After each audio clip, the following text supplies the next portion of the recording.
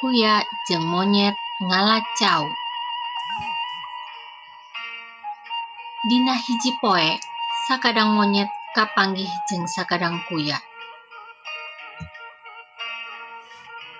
Sakadang monyet, isukan urang ngalacau ka kebon patani yuk.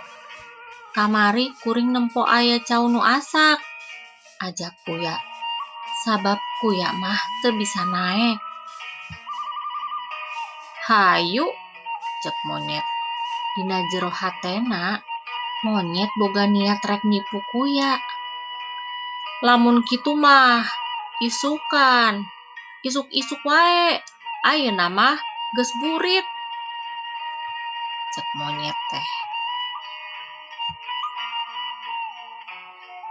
Peuting-peuting kuya nyieun karanjang keur wadah cau. Kusabab kuya inget kana kalakuan monyet. Nusak ngabobodo. Karanjang ngahaja di copongan handapna.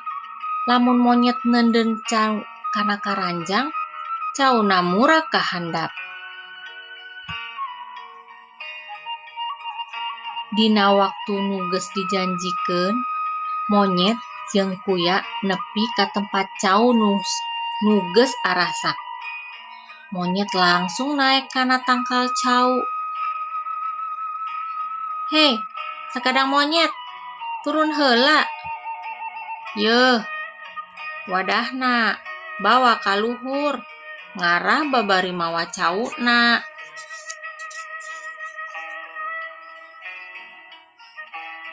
Monyet mikir heula. Dina pikirna bener oge. Lamun cauna geus pinuh, karanjang rek dibawa lumpat, cauna rek didahar ku sorangan. Geus mikir kitu mah, monyet balik deui nyokot karanjang ti kuya.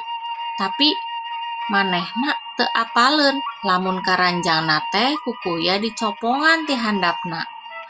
Monyet terus ngalaan cau nu arasak. Cauna diteundeun kana karanjang. Ngan cau marurag sabab karanjangna copong. Kuya mah harita teh terus bae ngahakanan cau nu marurag tina karanjang. Sanggeus ngarasa cukup ngalacauna, monyet tuluy luncat ka handap, terus lumpat ngajauhan kuya. Barang nepi ka tempat nu suni manehna nempo karanjang. Monyet reuwas sabab dina karanjang teu aya cau sahiji oge. Manehna tuluy balik deui nyamperkeun ka kuya. Kuya, ngan ukur seuri, tah sakadang monyet. Aya 2 deui ku kuring disesakeun, cek kuya teh. Sanajan era monyet tuluy nyokot cau nu disesakeun ku kuya, tuluy dihakan bari nukangan kuya, sabab ngarasa era. Maksudna rek ngabobodo, malah kabobodo.